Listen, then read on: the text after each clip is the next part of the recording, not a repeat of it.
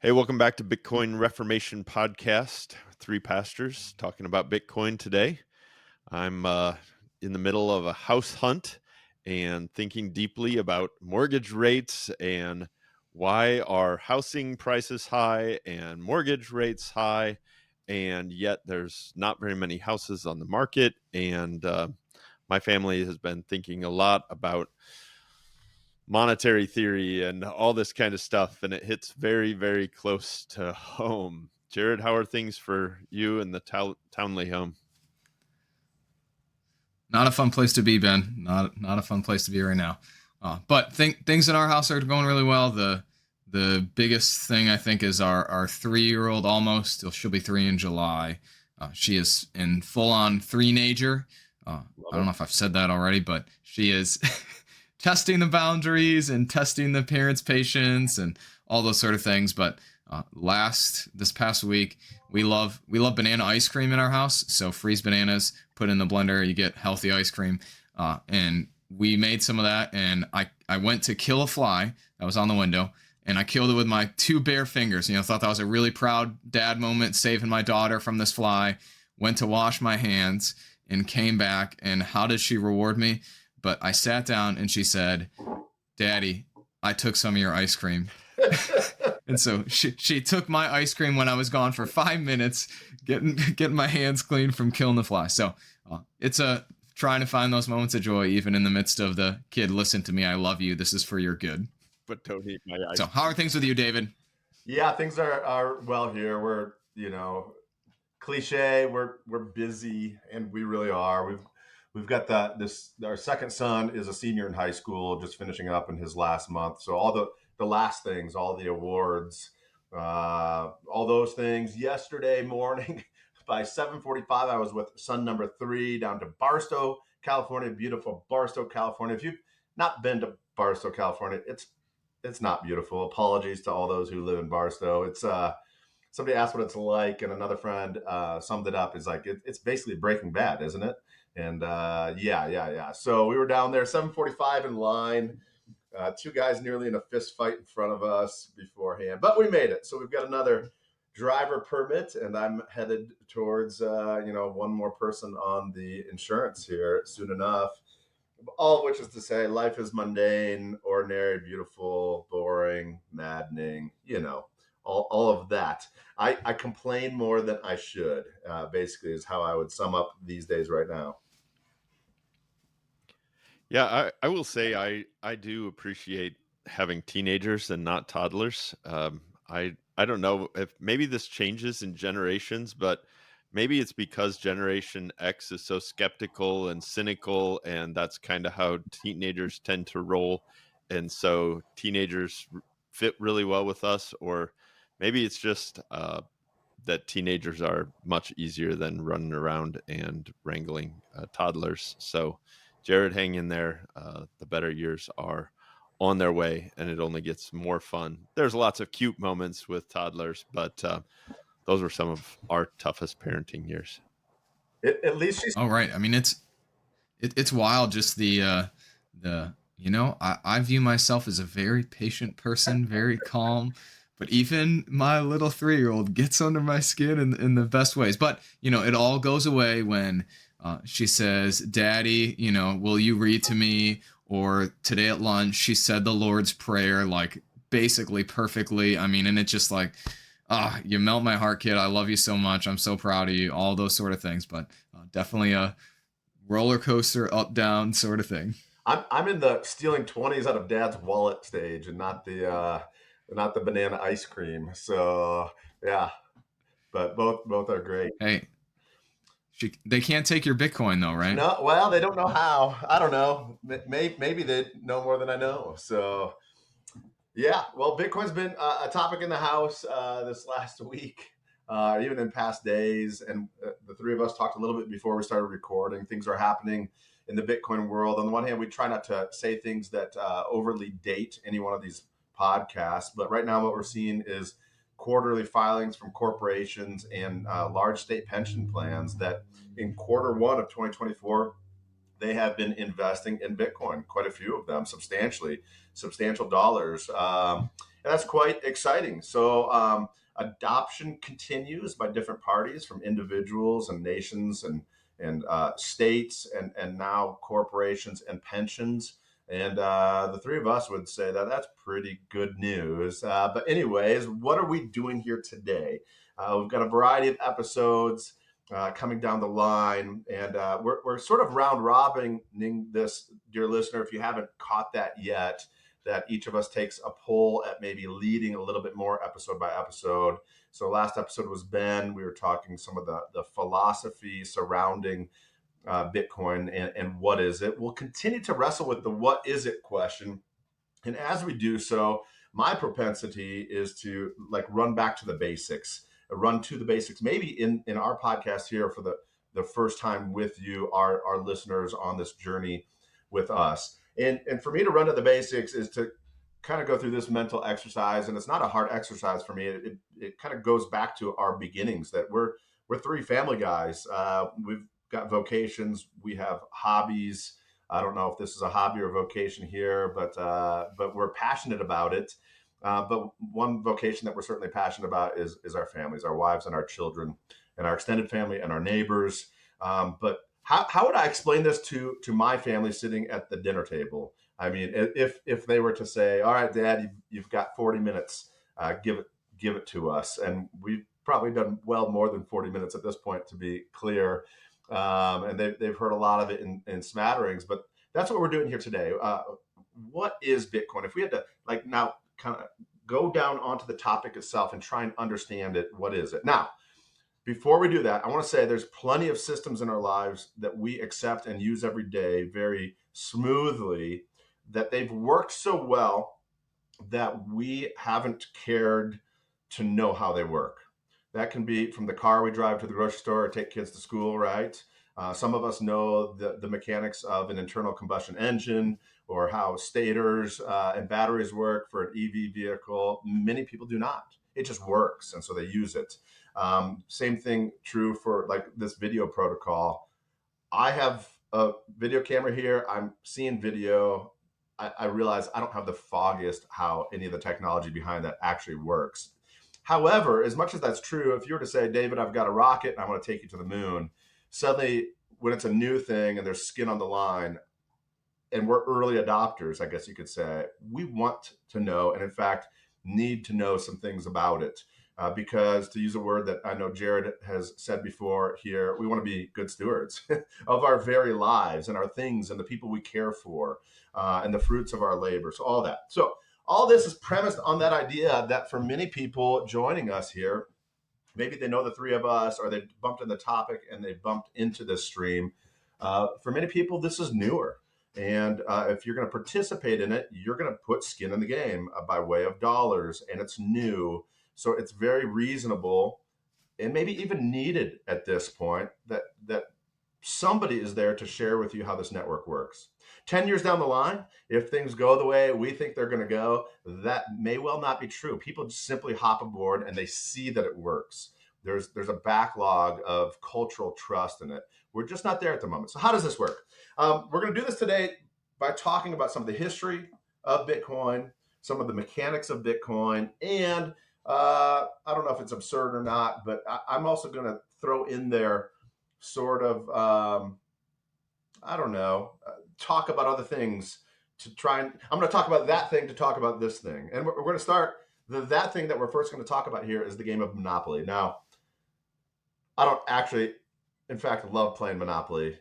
Starting a game of Monopoly is much easier than enduring or even finishing a game of Monopoly. But nevertheless, most people have played Monopoly or they are familiar with it. Imagine, though, if you remember Monopoly, let's think 4 sides of the square board, 4 players, in this case, our game. And one of those players, I think this is true, guys, correct me if I'm wrong, but acts as the banker, right? And that might just be a physical thing. Like literally there's the tray with all the denominated dollars in there, and it's got to sit somewhere.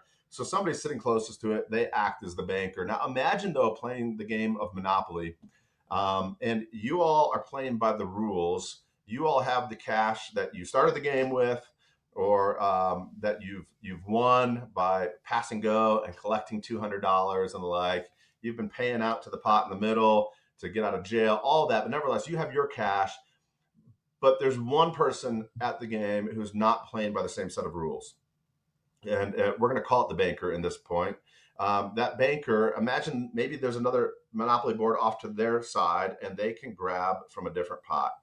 How does that change the game? Well, a game that's hard to endure or hard to complete becomes maddening right up front, at least for three of the players. And for one of the players, it might be a lot of fun. They're going to run the board. I share that to talk about this, to talk about Bitcoin here. Our culture, I guess you could say, our very daily lives are built with tools, and we are constantly on the hunt for better tools. A joke with my mom and my sisters is my mom says, after I'm gone, what all do you want from the house? And my mom has a lot of fine things, which are probably likely more fitting to my sister than to me. And I joked the last time I was there that I wanted her pepper grinder because her pepper grinder does a better job of grinding pepper than does mine at home, which is supposed to be a good one, but it can't get it very fine. So all of us are constantly on the hunt for better tools. And that has to do with this. Why does any of this Bitcoin conversation matter? Because we, to be good stewards, factually do, as an imperative, maybe we must, from time to time, step back, look at the tools we have, assess whether or not they're up to the task. And if they're not, we look for a new tool. I'll stop right there, gentlemen. That's my starting point. I don't know. You guys been on the hunt for any new tools? I mean, I think a good example of this is what happened to a lot of churches in COVID. So what you were used to doing in gathering together in worship, having the sort of regular patterns of life together suddenly became, impossible, or at least, you weren't supposed to, so to say. And so for a lot of different churches, that was sort of the push or the force into reevaluating, saying, hey, if our job is to proclaim Jesus, to forgive people's sins, to pray, and to somehow receive the sacrament, what tools do we have? And so for a lot of churches, that was the push they needed to do, live streaming stuff, to do online devotional content, because not necessarily they wanted to, maybe, but because they needed to. And so when I think about Bitcoin and how that is, some people come with different levels of need or sort of desire, that some people might be really resistant to it. Some people might be curious about it, but that to have that sort of mindset of, hey, what things is this going to be enabling us to do, or what things are going to be able to do better because of this tool and the way that it's made, the way that it functions and how it works, are all, I think, stuff that we're going to try and cover today. That's right. Ben, anything from you? Yeah, I'm just thinking about the tool or the mechanism for buying stuff, and I'm not so much thinking that can very quickly go to the money that we use to buy stuff. But I'm thinking first though about where we buy stuff. And it used to be that if you wanted a book, you drove to Borders Bookstore or to the indie Hyde Brothers, a good Fort Wayne bookstore. Indeed. And you looked on the shelves and you found the book that you want and you took it up to the register, and then somebody with a cash register would type in buttons and push the transaction button, ding, and the drawer would pop open. And that has so shifted, right? Try going to the airport and buying a ticket with cash at the airport. They're gonna look at you funny and go, "Sorry, we can't help you here. You probably have to call our 1-800 number." And the mechanisms for buying things has changed so much. Yeah. We use very commonly today, we buy stuff on the internet. We use Amazon or whatever, or you go on to Kohl's.com and you're going to make an interaction, a transaction or something. So why is it so weird that somehow the dollar or even the money that we use wouldn't change in that in that sort of an environment. Right. So my opening salvo about a monopoly board, maybe what I failed to pull through, but I'll pull through now, is I believe that actually is sort of a small picture of what it's like to be people like you and me around three sides of the board. And yet there's somebody on the fourth side of the board, and they have access to not only their own money, but to other money in a way that makes the game unfair for us. So more on that to come. But on account of that, we're looking for a better tool, the three of us. Ben, I like yours, what you spoke to as well, because not only are there's big punctuated changes at times, big sea changes. Amazon is an example of that. But there's also just like a slow amount of changes that happen around us that sometimes we don't see. Like I remember the first credit card purchases I remember as a child, where my parents laying the credit card on a little machine, NFC paper putting over top of it, and then they ran this some sort of rubberized roller over top of it to literally imprint the numbers on the raised numbers on the front of the card up through that paper, so that later somebody down the line could make that transaction actually happen. However that happened, I don't know. We went from that to swiping, to inserting, and now tapping. So this is constantly changing, and that's just one piece of it. Constantly, the technology has been changing around us. So it is true that Bitcoin is a leap into something really new over here. But it's not as if in our normal journey with technologies, and the US dollar being one of them, as if change isn't already taking place all around us. Well, having said But that, I think it's helpful. Oh, go ahead, Jared. I think it's helpful, though, to say the flip side, too, that it is so different, right? That, this isn't, it is the Bitcoin Reformation, not the Bitcoin slight change, right? That this is a sort of societal level, different way to do things and a different way to think of that. That if it is that fearful, I can still hear the voice of my grandparents in my head saying, we don't put our credit card information on the internet. And like it is that level of change and that level of different. And if you feel that today, that's okay. I even think I was like, what? This is how this works? Like, I do these things and it's only mine and I can't do that. It's just a totally different world than what is, even though it is also just one of many changes along the way. Absolutely. All right. So now we're going to try and actually present to you the what is in terms of Bitcoin. Try and give you some level of detail that you could walk away from this episode feeling like you learned things that held together and give you a better grasp.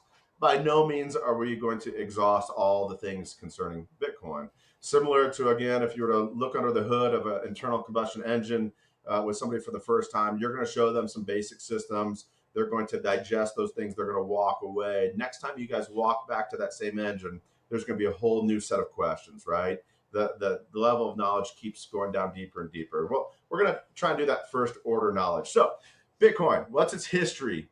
It starts as a tool then, and I'm presenting it today as a tool. It started in 2009, and here's the name associated with Bitcoin, Satoshi Nakamoto.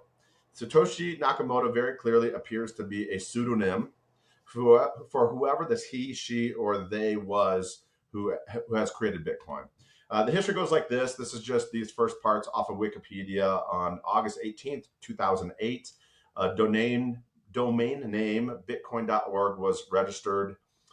Later that year, October 31st, so that's Halloween of 2008, a link to a paper authored by this Satoshi Nakamoto titled Bitcoin, a peer-to-peer electronic cash system, was posted to a cryptography mailing list.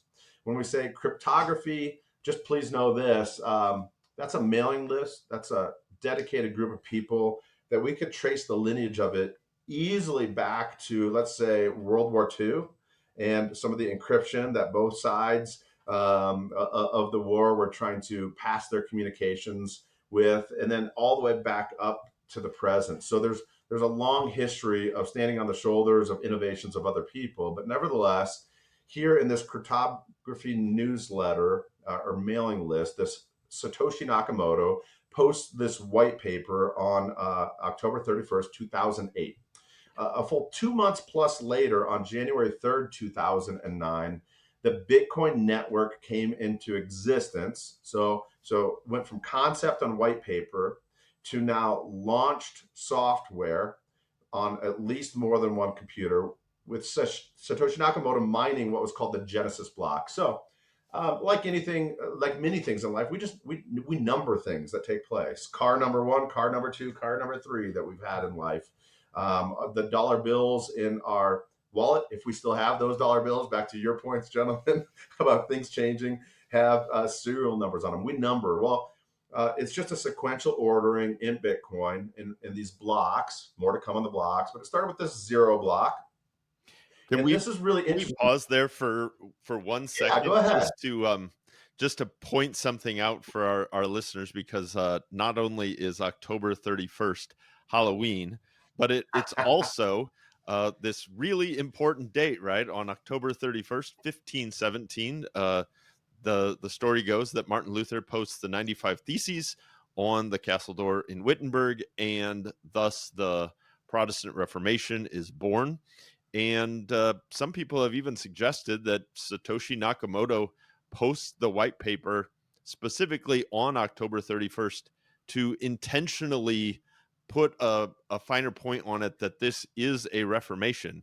And that isn't that it's speculation, because Nakamoto didn't write anything about the Reformation in the white paper, but that has been suggested by many more than one person, and I think that there's not a little irony or perhaps felicity there in the reason that Nakamoto posts this on October 31st. Absolutely. It's excellent. And I'll add a little personal history. That very night, October 31st, 2008 was the night my wife went into labor with our third son. So born a day later on All Saints Day. But I've told them that recently, that the white paper came out on the night before he was born. And yes, that connection to the Reformation and this Bitcoin Reformation is minimally curious, I guess we could say, maximally fun and intended, possibly. So, well, fast forwarding to January 3rd of 2009 and this first block, this also seems to have been intentional, because along with the first block was a little bit of data. It was in English. It's a sentence that anybody could read then, and you can go back and still look at it now. And it was the headline, I think, on the London Times that day in England, from the same day, same year, January 3rd, 2009. And it said this: Chancellor on brink of second bailout for banks. All right. If you remember, this is the global financial crisis at the time. And indeed, different central banks for different countries were coming to the rescue, coming to the bailout of any number of people. And this, back to our monopoly board, this was like, again, the bankers getting an infusion of cash that those of us who are just plebes sitting around the other sides of the monopoly board didn't. And if we're to read into this for Satoshi Nakamoto, Satoshi might say something like this: it's understood why they came to the rescue in the moment, but this will have downstream consequences for normal day-to-day people that are not good. And because central banks are in the habit of doing this, not just in 2008 and 9 and 10, not just in 2020 and 21, but the history of this monetary debasement goes back even to like the Roman Empire and further still, because this is always the temptation of the state, a temptation that every state sooner or later seems to succumb to. And then, having succumbed to it once, it becomes not just a temptation and a one-time thing, but an addiction for them. It becomes a downward spiral down. Suddenly, the monetary base tool in that culture begins to atrophy and begins to devolve, you might say. Because that's the case, Chancellor on the brink of second bailout, Satoshi now launches something whose properties are very different. And that's what we're going to talk more about that. Finally, I'll say this about Satoshi, and then we're largely done with this person, Satoshi Nakamoto, that for the next year and a half or so, Satoshi, with that pseudonym, showed up from time to time on several of these forums in different email lists and had things to say. But in 2011, he, she, they disappeared. And we don't know who he, she, or they were. And that's persisted now for what, 13 years plus. Pretty amazing. Pretty amazing. And this Bitcoin is just sort of launched out into the wild. Think of an idea. Once it's launched, it's hard to get it back, right? It's hard to unravel that. Bitcoin is launched. Congress could not call the founder of Bitcoin to come testify before them. They can't call the CEO. There's nobody to call before them in terms of an authority. Bitcoin is released on the world. All right, let's keep talking about Bitcoin. The second we start now talking about Bitcoin, a number is going to show up. Jared and Ben, what's that number, gentlemen? 21 million. 21 million. For whatever reason, and there's ideas as to why, but for whatever reason, Satoshi Nakamoto picked the number 21 million as being the entire amount of Bitcoin that will ever be in existence. All right. So we'll go back and rehearse that. Starting January 3rd, 2009, this Bitcoin started being released, and we're going to talk about that release. And that release will continue all the way through something like 2140, which is to say after our lifetimes, after the lifetimes of my own children. That's a humbling thing to say, and so on and so forth. 21 million is the total supply. The rate at which that supply comes onto the market or comes into the hands of people is called the supply issuance rate. All right, that's not unique to Bitcoin. We could talk about the supply issuance rate of something like gold or silver. We could talk about the supply issuance rate. I'm sure I'd be out of my element. I would not be able to speak to this, but of beef cattle in the United States. It takes time for things to come to market, or a new vehicle off the assembly line. It takes time to ask for more. We've got to worry about supplies, supply chains, workers, shifts, and the like. Or we've got to bring more gold mines. We've got to open them up, get more workers there, more shovels digging, this type of thing, more technologies. So the supply issuance rate, any number of commodities and things in this world, even products, have a supply issuance rate.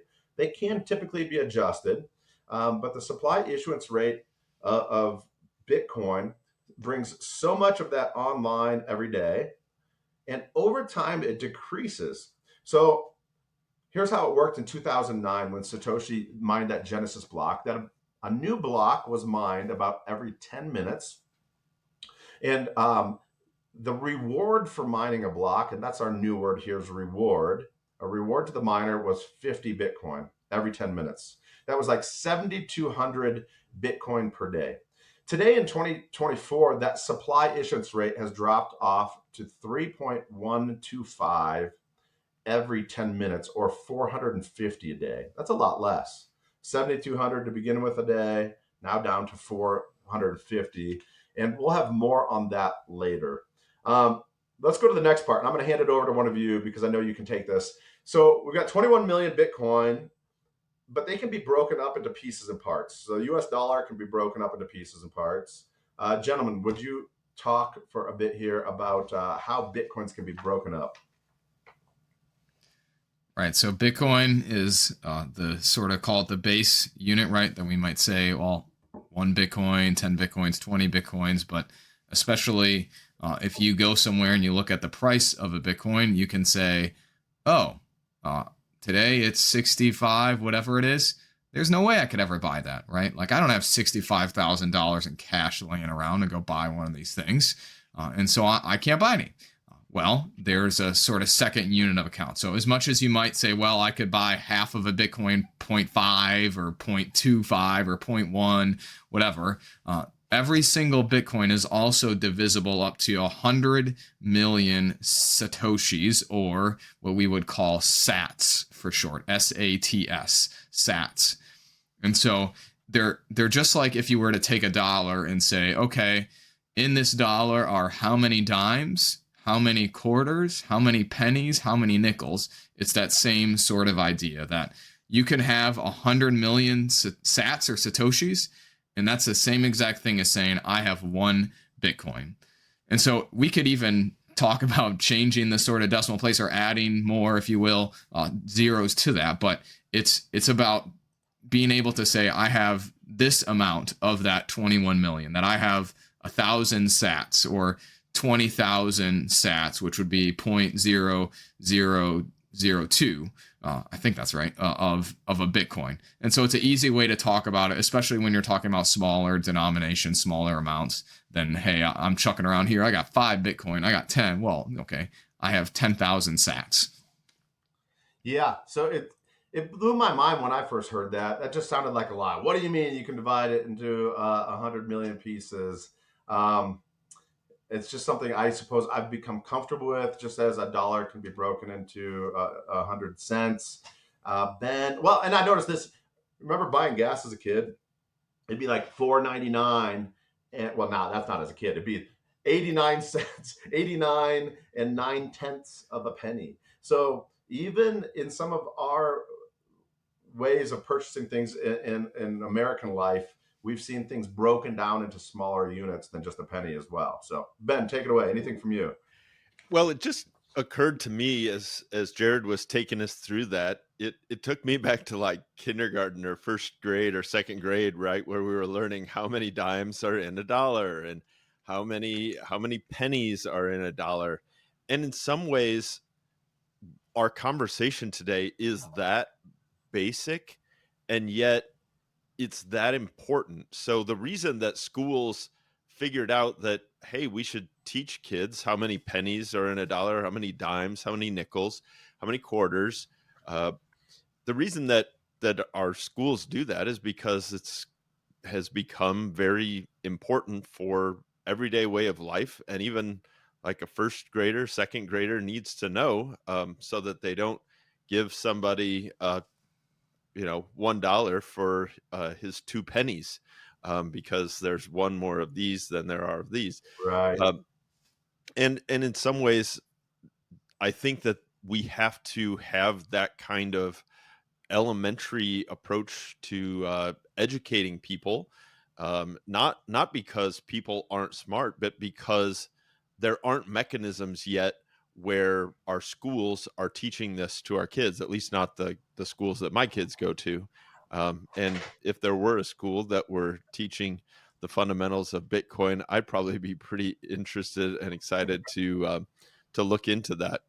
But yeah, it's just basic education that we have to educate ourselves if the government isn't going to educate us in this new system. And the government has a lot. You've mentioned the government sort of being like a corrupt banker in Monopoly.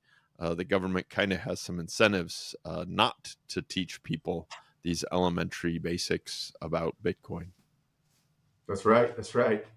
Looking down the line, also, if it suggested this as well, that if the whole of Bitcoin, the market cap of Bitcoin, were ever equal to what gold is right now, which is somewhere from maybe 12 to 14 trillion dollars worth of valuation for gold, that every Satoshi at that point would be roughly equal to a US penny today. So even though dividing it down to the 100 millionth part seems incredibly small, we're not really so far away from that valuation. And at that, the day that happens, the smallest unit of both the US dollar and Bitcoin, being the Satoshi, will be really easy for us to imagine and comprehend and kind of see on that level. Well, I'm moving on. Okay. Let's take a break from Satoshi and even Bitcoin, and let's talk bank robbers, right? We did Monopoly. Why not talk about bank robbers then as well? Pick in your mind maybe the bank robber movie that you've watched in the past, or think about bank robber movies as a genre. I think there's probably 2 kinds. There's the solo act, right? So if that's what you had in mind, I'm going to ask you to put that one away and find one in your imagination and your recollection where it's the crew, right? The crew is doing the job. Oftentimes, different members of these crew don't know each other. They might know each other by reputation, but they're brought together. They're aiming for a common goal, but there's also some distrust there, right? After all, you're working with crooks working with crooks. It's not exactly probably confidence inspiring. And so we all know this. Part of getting the right crew together is going after the right heist, right? How much is this going to be worth? Or how much do we think this is going to be worth, right? And it's some lavish amount of money. But the very next portion of the conversation that's going to show up amongst those criminals is each one wants to know what their take is going to be. And when it comes to the take, we can say, I want this many dollars. But if I'm thinking of, in my memory, of bank robber movies as a genre, and I'm thinking of it accurately, I think what oftentimes happens is they're haggling over the portion of the whole. A 50% take, a 25% take, a 90-10 split, a 10-90 split, right? They know that when they get there on the ground, despite what's been promised, there's going to be the actual takeaway, whether more or less. And so it's better to kind of hang their hat on a proportion of the whole than how big the whole is going to be. Why do I bring that up? I bring that up because I have, in fact, in my back pocket, I have a wallet. I'm down to 120 because indeed I dished out a 20 to a kid just the other day. I don't have a lot of cash on me, and with kids around, I have less and less all the time. But I've got $20 in my pocket. That 20 will always have the 2 and the 0 on there. That's fine. The problem when it comes to the US dollar is that the whole of US dollars, generally speaking, continues to get larger and larger and larger. That's an artifact of just our banking system, something we're not going to fully go into today, something called fractional reserve lending.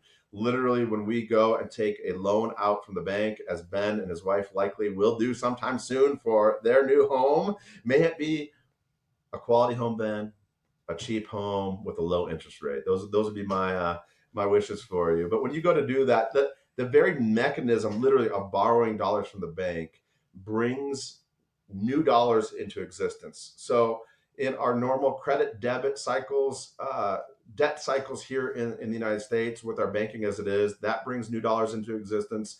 And then you've got things like COVID, when we get stimulus packages, when the Treasury working with the Reserve, to make a complex thing too simple and yet still accurate, the Treasury with the Reserve prints new dollars and brings them into existence. And that happened to the tune of trillions of dollars during COVID. And so my $20 bill still has a 2 and 0 on it, but it's a smaller portion every day, smaller proportion of the whole. And that is why all of us feels like the dollars we have doesn't buy as much, because in fact they don't. Prices are going up because the number of dollars are going up, while the dollars we have in our care remain pretty well fixed. All right. So all that's taking place. This gets to the nub of why we're excited about Bitcoin. When I hold Bitcoin, good golly, let's say somebody owns half a Bitcoin. So essentially $30,000 worth of Bitcoin. When I hold that 0.5 Bitcoin, today it's 0.5 of 21 million. 5 years from now, it'll be 0.5 of 21 million. And 50 years from now, it'll be the same. My proportion of the whole constantly remains the same. And I think that's a great place to stop here. That comes all the way back around to where we started here today. In my conversation, our conversation about we're always using tools, but when a tool has degraded or been found to be wanting, it's very natural for us to reach to a better tool, for a better tool. And from where I sit, and I think the three of us are there together, Bitcoin on this account is simply a better tool. Any Bitcoin I own today will remain that fixed proportion of all the Bitcoin there are. Any dollar I own today will constantly become a smaller proportion of the overall dollars in existence. I'll stop there. I think this is helpful to think back a couple episodes ago. We talked about abundance and scarcity. we looked at a few different charts about the price of things going up and talking about how our dollars are having less purchasing power. It's important to sort of tie back in that, why we're talking about why scarcity is important is because of this 21 million thing, right? That all of the why leads to, hey, this is how Bitcoin works, that it is 21 million. And that if I have my amount, that I know that that's going to be the same size of that.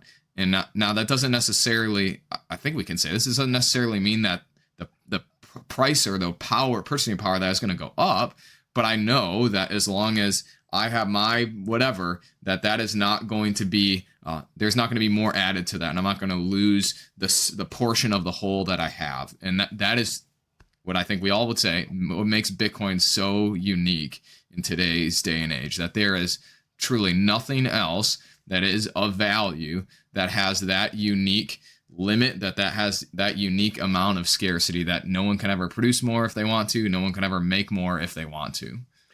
Yeah, I think that's really well put, Jared. It's I mean, if you to do really simple math, since we use the 21 million, so if you own one Bitcoin, you own 1/21 millionth of the system. And there's a very common saying in the Bitcoin community, which is 1 Bitcoin equals 1 Bitcoin, and it will always and forever be that. It's really interesting to me. I think we basically live in a time now where mainstream thinking is that inflation is just a normal thing, that the Federal Reserve has said their target is 2% a year. Maybe you're thinking, well, I'm going to try to hedge even a little bit more, so maybe you're thinking 4 or 5%, and it's been as high as 9%, kind of out of control. But there was a time very recently, only 50 years ago, where, or just a little more than 50 years ago, where that wasn't the case. People didn't expect the dollar to be worth less and less because the dollar was pegged to gold, and it cost the government, you had to buy gold in order to print more dollars. And we you could take that for granted. You could take it to the bank, literally. And it's only been 50 years that we have this whole different system. And so I grew up with a lot of tools. My dad's a carpenter. Sure, you can try to screw that screw into that drywall with a screwdriver, but good luck. It's going to be pretty tough, and you're going to probably end up with some bloody knuckles. But if you have a drill with a drywall bit, you're going to knock that screw in seconds. And so finding the right tool and not just saying, well, this is the way it's always got to be. We're just destined to use screwdrivers. Use a better tool. Yeah, and even gold, which has been reached for a variety of reasons, but the number one thing about gold is it's scarce. You can't, or the number one quality is it's scarce. You can't fake it. I mean, if the alchemists through the centuries could have faked it, somebody would have become rich instantly until others learned how to fake it as well. And then so much fake or so much produced gold would have flooded the market that the value of it would have then plummeted, right? So gold is scarce. You can't fake it. So if you do have it, somebody had to put the time and labor, right? All that does make gold incredibly valuable. And yet every year it's the accepted supply issuance rate, we're back to that supply issuance rate of new gold, is also around 2%. And I forget how many years that is, but it doesn't take too many, but I think 2 decades for then the value of your gold to be cut in half by the issuance of new gold over time. So we'll leave that there. Okay, well, let's review. We talked about the genesis story of Bitcoin a little bit, that Satoshi Nakamoto was concerned about the false abundance of central banks being able to essentially print new money, and now created something which appears, we still have to prove that to you, or Bitcoin has to prove that to you and to us, that it is a fixed amount of 21 million divided by each Bitcoin by 100 million parts called Satoshis. But nevertheless, that's our review, a genesis story and a total number of parts of Bitcoin. All right, now we're actually getting into slightly more complex. If you've heard now about Bitcoin, you've maybe heard that it's part of a blockchain. In fact, Satoshi Nakamoto bringing this forward really helped define or bring to the forefront this idea of what's called blockchain technology. Again, if we're going to be mining, that also evokes mining gold. Or for me, it evokes walking through the room and watching my kids play Minecraft. And they're literally like, mining away at blocks to not only get rid of them, get them out of the way, but to find treasure inside. Both point to what I'll call a given world where we are in search of finite resources. Okay. So maybe you've heard of blockchain technology in such a way. In the world of Bitcoin, these are all intertwined. There is a set number of Bitcoin, 21 million. They are distributed to miners, and here's our next word still, as rewards, right? And they're a reward for finding and securing the next block, Bitcoin block, on the Bitcoin blockchain. This has everything to do with that supply issuance. When we say that there's a known supply issuance of Bitcoin, that we started with 50 Bitcoin in 2009 being rewarded for every block. And now we're down to 3.125 as the reward for every block.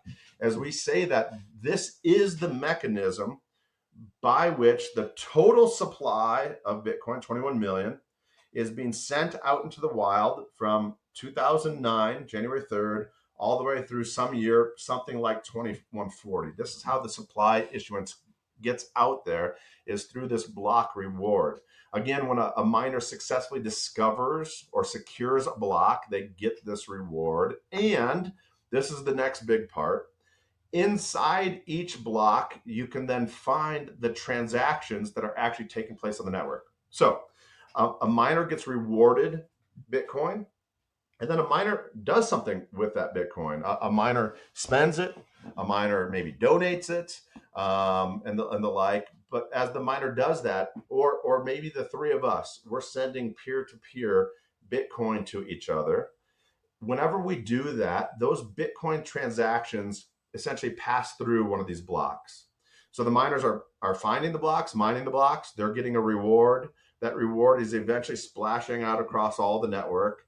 And as it splashes out across all the network, anytime Bitcoin changes hands from person to person or wallet to wallet, it becomes a part of one of these blocks, or it passes through that. I'll stop there. Anything, gentlemen, or should I keep trucking? Which one? Is this where you want to talk about what is mining more specifically? Real close to now, Jared. I'm about ready to hand it over to Jared on this one. Real close, not quite there yet. Real quickly, then I will keep trucking. What is a business model for anybody, much less these miners? The business model looks like this. To create something, I spend X, right? This is true even of the kids' lemonade stand. I mean, I remember when my kids ran a lemonade stand once, and like, Dad, we made $25. And I'm like, that's great because you owe me $7. And they're like, what? And they're like almost in tears that I would take $7 for them. I'm like, no, the supplies, you goofballs, I don't know if I ever took $7 from them, but I wanted them to like struggle with the lesson, right?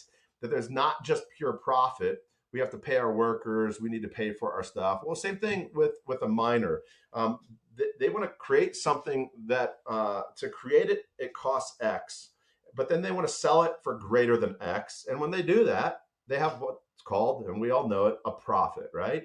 In a business, any business must be profitable for it to continue on. A business Bitcoin model specifically looks like this. To mine a block and win a block, reward of X many Bitcoin, 3.125 these days. And you have to do that. You have to use equipment, which is to say specialized computers, and you have to purchase or procure electricity to do so. Those are your, and certainly there's people costs mixed in there. But those are really the most basic costs for Bitcoin.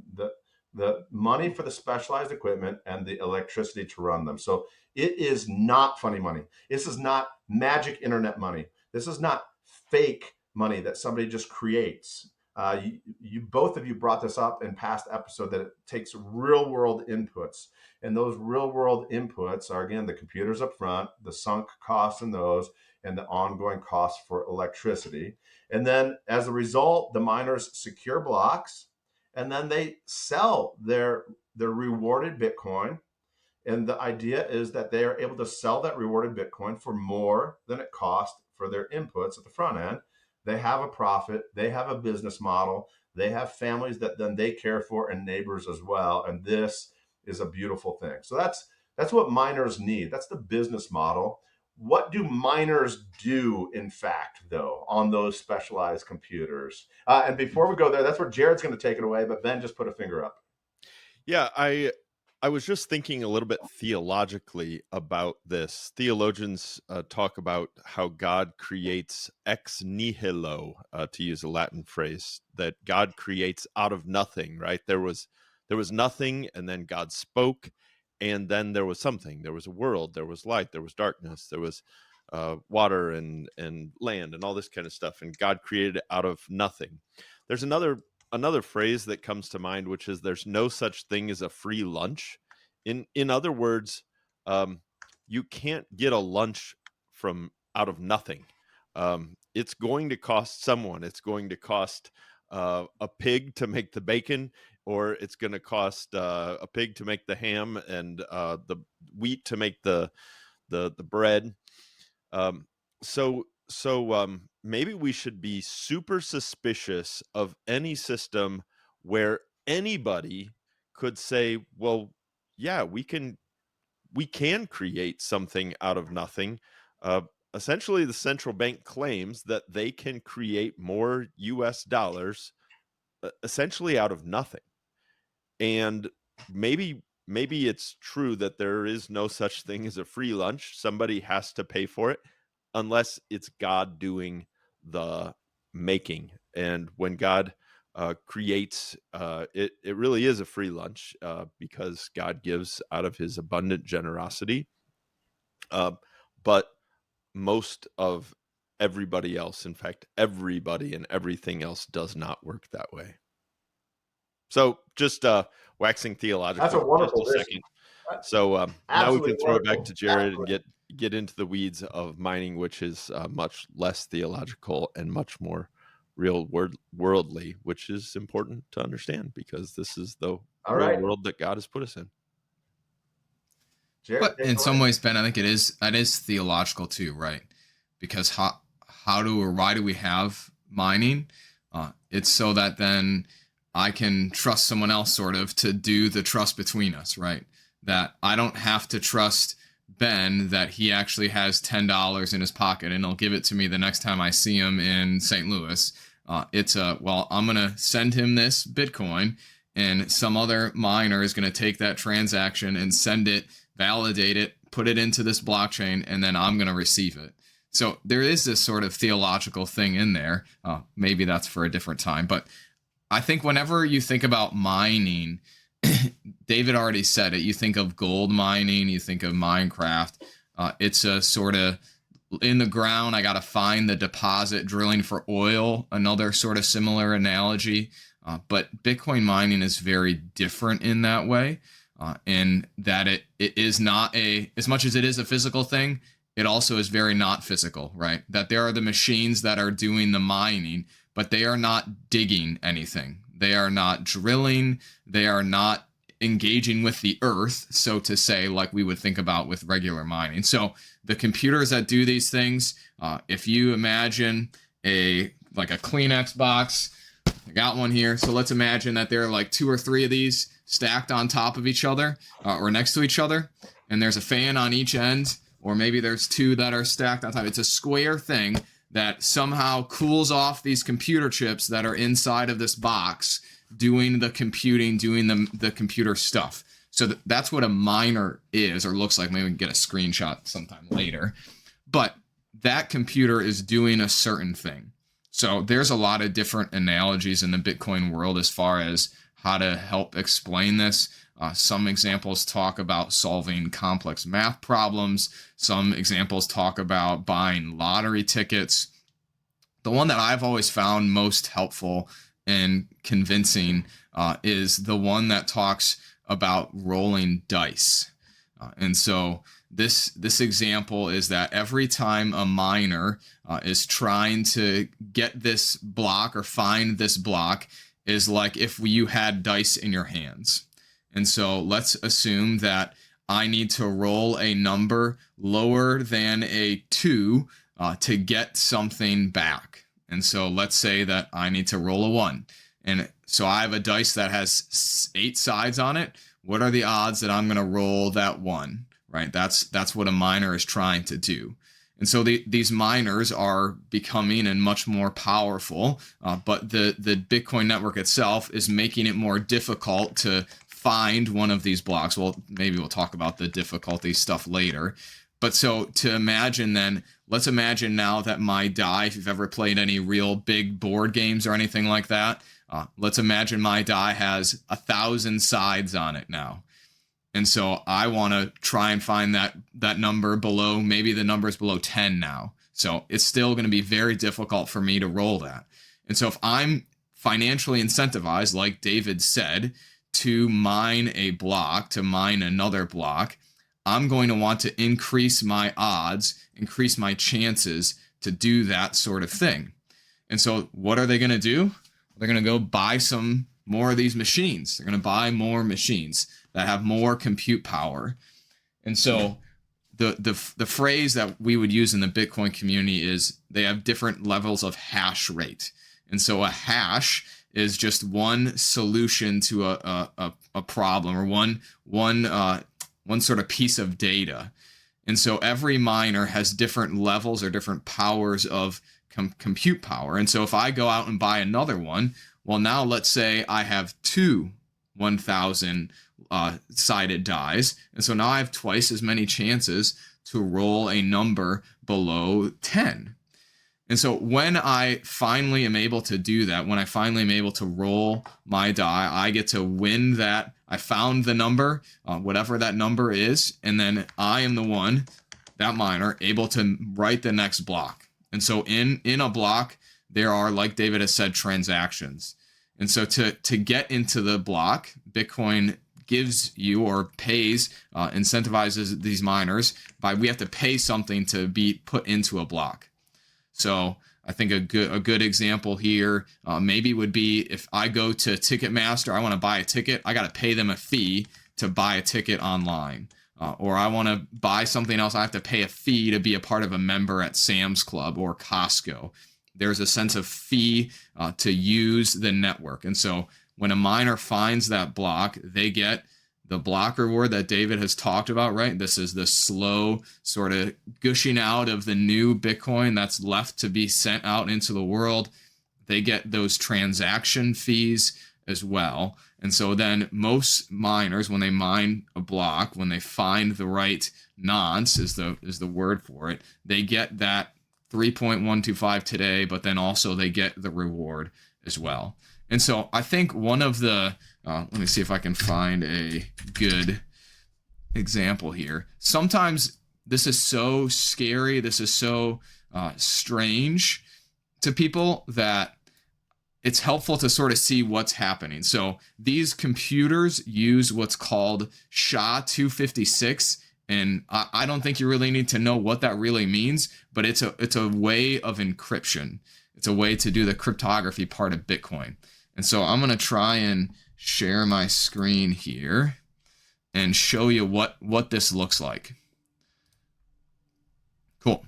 So this is a online SHA-256. This is just a basic sort of cryptography thing. So if I want to go in here and I want to type my name, Jared Townley, and I want to put hash, we talked about that word hash, it's going to put out a number, right? So these are characters and numbers that now if I were to type this, I think this is right. If I go over here and put that in there and put it the other way, oh, we got switch it. But if I were to put that in backwards, back hash it, it's going to give me my name back. And so if I were to say, well, hash Jared Townley, this number is going to be different than the one before. And so every single piece of information you put in here, whether it's a capital J or a lowercase j, that name is going to be different on the hash on the bottom there. And so when we talk about Bitcoin being a hash rate or a hashing, stuff like that, this is all it's doing is it's taking data and it's guessing, trying to get to a certain thing that the network knows. So every time a Bitcoin miner does a hash rate, we talk about terahash. That's a bunch of hash rates happening every second. They're guessing a certain number to try and find the next block, trying to find the next solution. And so when you think about what the Bitcoin miner is doing, that's what they're doing from the sense of the computer softwares. They're rolling the die, trying to find the number to be able to win the next block. And now once that block is in there, then that miner begins work on the next one. And so it's a never-ending process. In the Bitcoin world, there is this phrase, tick-tock next block, that every 10 minutes, just about, it's not perfect, but just about every 10 minutes, a new block of Bitcoin is mined, which then means new Bitcoin has been sent from different addresses to different places to different people, all to sort of keep the network going, all to keep it going. And so here's I think a helpful reason, or why this is important too, is that miners themselves, they can't just keep doing whatever they want. They couldn't mine more Bitcoin, right? So this is where we come back to this idea of trust. And so let's say, imagine that, well, if I could, I would like to create the first over 21 million Bitcoin. And so if I'm going to try and mine this sort of thing, I would try and mine that block, but then there's a group of other people. We've talked real briefly about what we call nodes, or copies of that blockchain, that have the software instructions, the rules. So if you imagine you might be part of a homeowners association. I hope that I never have to be part of one of those, because I don't cut my grass nearly enough. But you might be part of one of those homeowners associations that have rules that you have to follow, that you got to do these sort of things. Well, what happens if you try and do something against the rules in Bitcoin, those other homeowners, they're going to deny what you did and say, no, you can't do that. That this is not part of the rules here. And what you just did, it's invalid. And so it's not like miners are on their own to do whatever they want, to mine however they want. Instead, miners are checked, if you want to use that language, or kept in balance, kept in the rules of the people, the homeowners, the nodes, the people who keep the Bitcoin software on their computers. So I think that's good for now. I'm going to stop here, but let's sort of rewind here all that we got. So the computers themselves, squares, full of computers that do these mining things. What are they doing? They're putting pieces of data into this SHA-256 thing. They're looking to find a specific number that is below a certain threshold. And when they do that, they win the right to mine the new block, which then gets them the reward and the amount of transactions. And then they just begin work on the next one. And so that, to me, is sort of mining in a nutshell. Ben, as you hear that, is there anything that I miss? Anything that you think is important to touch back on? I'd talk for a lot, so back to you. Well, super, super helpful. And as listeners, viewers are probably experiencing, because I'm even personally experiencing it, is that everybody has differing levels of understanding of how Bitcoin works, kind of like people have different levels of understanding of how the internet works. I don't know how the internet works. I just go into my email inbox, I put my username and password in it, and then my emails show up, right? I don't know how it works. It's a tool, and it works. One thing that came to my mind as I was listening to you talk, and I'll just be very honest and say you have a deeper technical understanding of Bitcoin than I do, is the question, how did Satoshi Nakamoto come up with all this stuff? And as you were talking about hash rate and 256 bits and all this kind of stuff, it reminded me of a conversation with another pioneer in this space. His name is Adam Back. And I listened to an interview with him one time where he was interviewed about the invention of the 256 hash, SHA-256. And he didn't invent it for Bitcoin. Satoshi Nakamoto knew uh, super detailed, super technical stuff of how cryptography works. And he borrowed this technology of SHA-256 from Adam Back, who had created that really back in the day, several years before Bitcoin was invented, to help with emails. So he was running some email servers, and he was getting a lot of spam. And haven't we all received a lot of spam? What if there was a way to incentivize people so that it actually cost them something to email you? I mean, that sounds really good to me, actually, right? Like, I get a lot of emails, and especially I love getting emails from friends. I love getting emails and messages from viewers and listeners, because I know they genuinely want to connect with me. But Adam Back's problem, and we've all experienced this, is that um, you get these emails from people that you don't want to get emails from, and you have to sift through all of them in order to get to that one more important thing. And so Adam Back's idea was, let's actually create a system that that costs somebody something. It costs somebody some electricity to run this algorithm in order to participate in the game of this uh, hash hash rate system. And so he did that. He created that, and Satoshi Nakamoto then said, "Hey, I think that could be a really helpful incentive mechanism for incentivizing people for using Bitcoin." Because the other possibility, right, is that a bad actor can come in and smuggle in extra monopoly money, and there needed to be a way to prevent somebody from being a bad actor and smuggling in monopoly money from another monopoly game, as if they had two banks at a time. And so there is a really sophisticated mechanism for keeping bad actors out. And that's part of what makes Bitcoin so secure. It's part of what helps me to trust that the Bitcoin network, the Bitcoin protocol, is a trustworthy system. Um, and yet it actually brings down the amount of level that you have to trust somebody else in interacting on the Bitcoin network, because I want to trust people, but my sinful human nature has taught me, and my experience in the world has taught me that well, it it's not always possible to trust people. And sometimes we come up against sin, and we learn that we can't trust people, and trust is very, very easily lost, and it's very difficult to regain. But I want to return sort of why all this matters, right?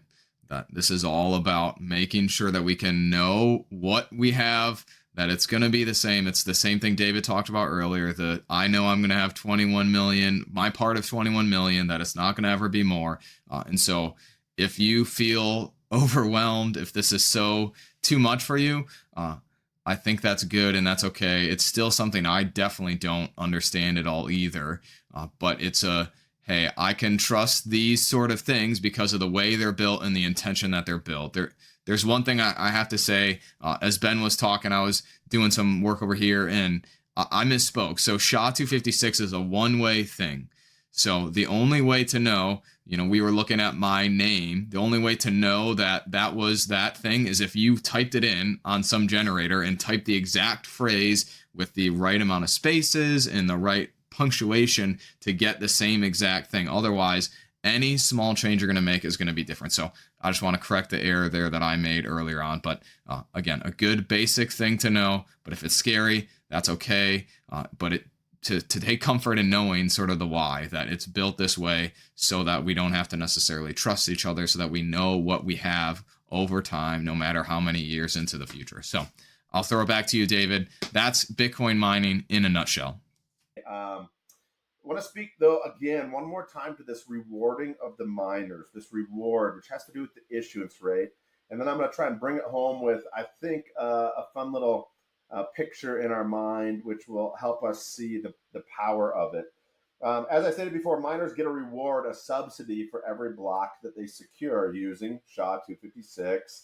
The first one to successfully accomplish a particular computing item is the one who's rewarded that. The rest of the network acknowledges that, then they get the reward. Also inside each of those blocks are the transactions back and forth. But there's some really cool design here from Satoshi Nakamoto in regard to this. Again, right away in 2009, that reward, approximately every 10 minutes, a block is mined. Because it's sort of a lottery system, I say it's approximate. It's on average every 10 minutes. Sometimes it's 2 minutes in. Somebody finds the right lottery ticket to do it. Sometimes it takes 20 minutes, but on average, it's 10 minutes a block. That first reward is 50 a block, which sounds amazing. And then every 4 years, to be precise, every 210,000 blocks, this reward is cut in half, or it is halved. You'll hear about the halving, right?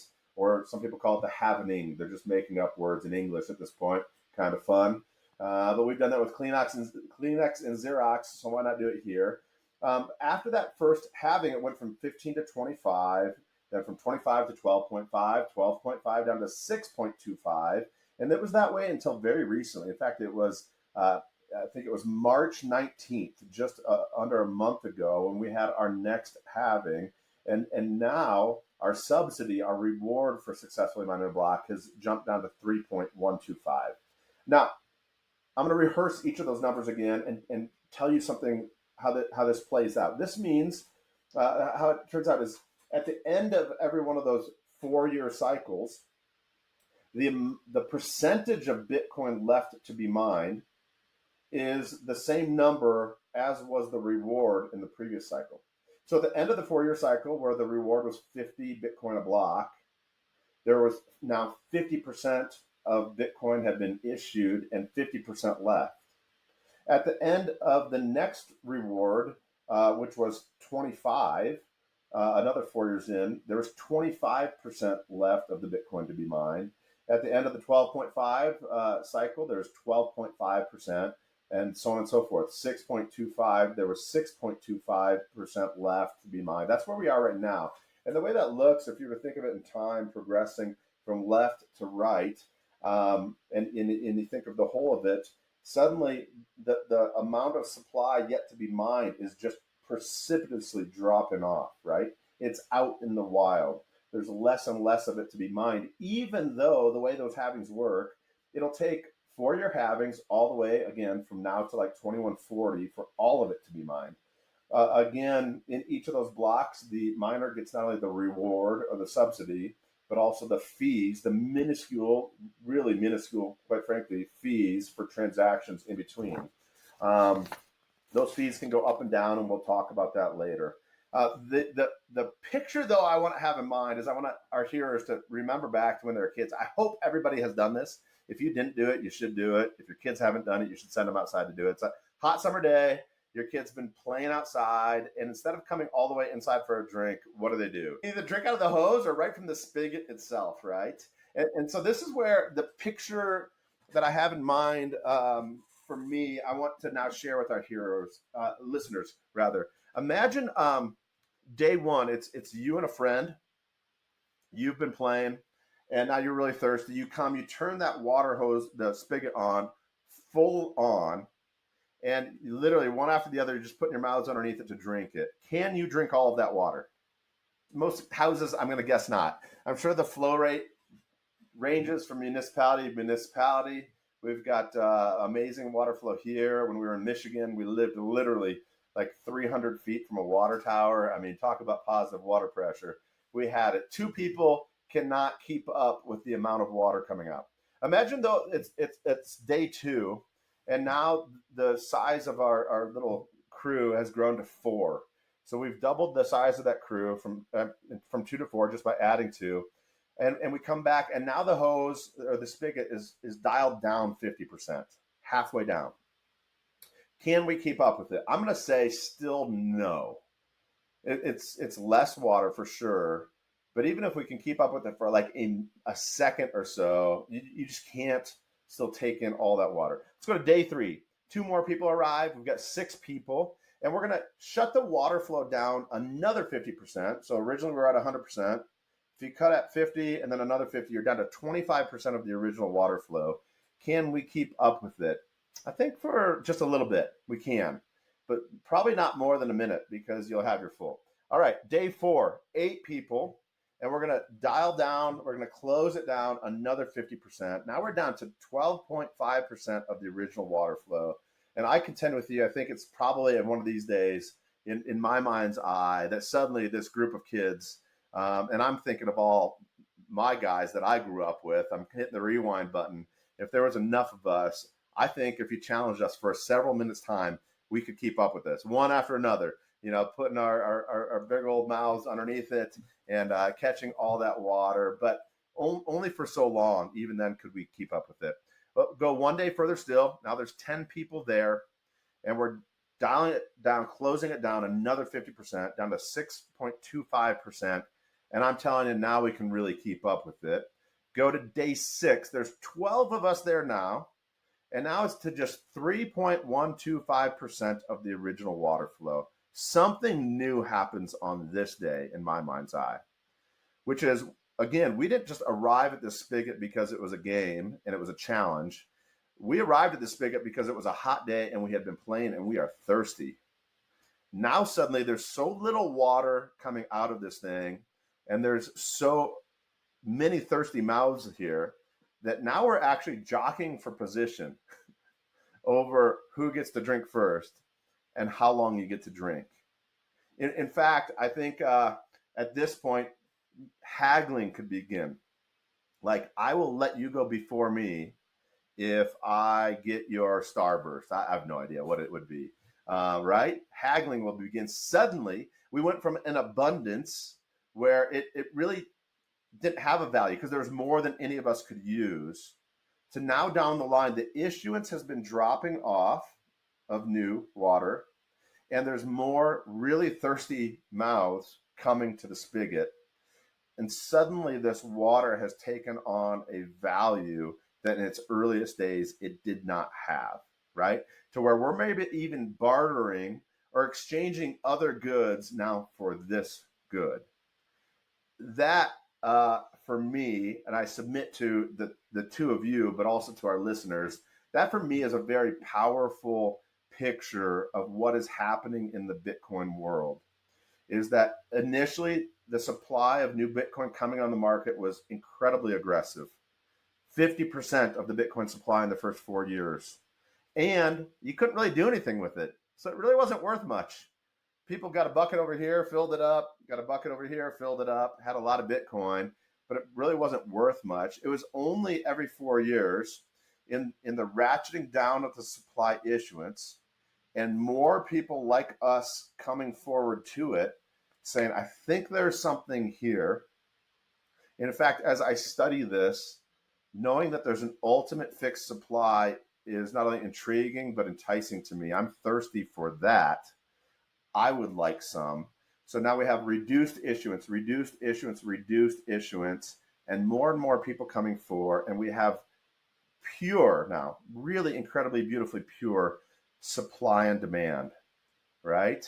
Whereas again, if the demand for gold doubles tomorrow, the gold industry will triple the supply within 12 or 18 months, something like this. They will double down on the number of workers, the number of shifts, the number of mines, the amount of implements working on it. But with Bitcoin, that does not happen. Just because there might be more demand for it, that does not mean blocks are mined any more quickly, nor does it mean that the reward is increased. And we'll have to talk about that first point another time, about the blocks and more quickly. But the result is that if more of us are there and would like it, that the only pressure release valve for that increased demand for this fixed supply is an increased valuation of how much this is worth. And that's what we're seeing. Finally, I'll say this, back to those kids bartering for it. They're not so much buying water in that moment, is that they're exchanging something that they have that's abundant. They're exchanging it for something that is truly scarce. That is how I feel about Bitcoin as well. People ask, how much Bitcoin do you buy? Or really, you buy Bitcoin? And I think of it as exchanging my funny money US dollar, this tool that is lacking. I think of it as exchanging that for a better tool that has been created. I'll stop there. Excellent. Maybe that is the point where we allow our hearers really to come up for air this week as well. There's literally more to say about the Bitcoin network. For instance, about the claim that these happen on average every 10 minutes. We literally will talk about that in another episode. But for now, I think to juxtapose these two things, we're saying in Bitcoin, there is a rule-based network. Some of those rules include that there will only ever be 21 million. And we are suggesting to our hearers that that is a tool improvement compared to what's happening with the US dollar. Our hearers need to, I suppose, chew on that and say, do I think that's a better tool? Do I think the tool of the US dollar is lacking? And they'll have to come to their own conclusions. I think it would also be worthy of saying, from our perspective, insofar as Bitcoin is a tool, that we remain open to better tools still, right? This is Well, and I loved this metaphor of the spigot because also switching gears to God and His Word, putting on our theologian hat. Jesus has this great exchange with the Samaritan woman, and he says, "Will you give me a drink?" And she says, "Well, I shouldn't be giving you a drink." And they have a back and forth, and eventually says, "Well, I'm the Messiah, and I could give you water so that you will never thirst. And the water that I would give you will spring up to eternal life, and it will be abundant." And there's something really beautiful about switching from thinking about getting a few Bitcoins to this overwhelming supply of living water that Jesus gives in that exchange with the Samaritan woman. Excellent. Maybe that is the point where we allow our hearers really to come up for air this week as well. There's literally more to say about the Bitcoin network.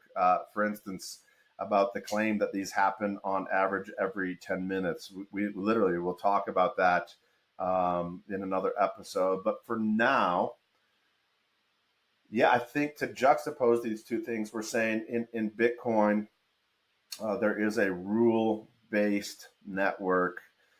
Some of those rules include that there will only ever be 21 million. And we are suggesting to our hearers that that is a tool improvement compared to what's happening with the US dollar. Our hearers need to, I suppose, chew on that and say, do I think that's a better tool? Do I think the tool of the US dollar is lacking? And they'll have to come to their own conclusions. I think it would also be worthy of saying, from our perspective, insofar as Bitcoin is a tool, that we remain open to better tools still, right? This is just the natural progression of it. But at present, when it comes to the monetary network, we don't know of anything. When it comes to saving your time and your efforts that you steward for the care of your loved ones in the future, this appears to us to be a better tool premised on its scarcity, its fixed supply. And then meanwhile, as both have now shared, we celebrate this life we have from God through Christ Jesus our Lord, where it turns out in our life before the Father, scarcity was exactly the issue, that my holiness was scarce, right? My debt was large. And now God comes to us not with not fictitious abundance, not fake abundance, not the kind of abundance that I can employ for myself and my children, but that hurts my neighbors. I think that goes all the way back to what we're contending about, things like central banks and the Federal Reserve. But our God comes to us with true abundance in Christ Jesus our Lord. Our debt is forgiven, and his grace is eternally now ours in Christ. So if our listeners would like to hear more about that, here's at least 3 gentlemen who would love to talk with you about that. I say reach out to us. For now, I think, at least from my perspective, that's a great place for us to stop.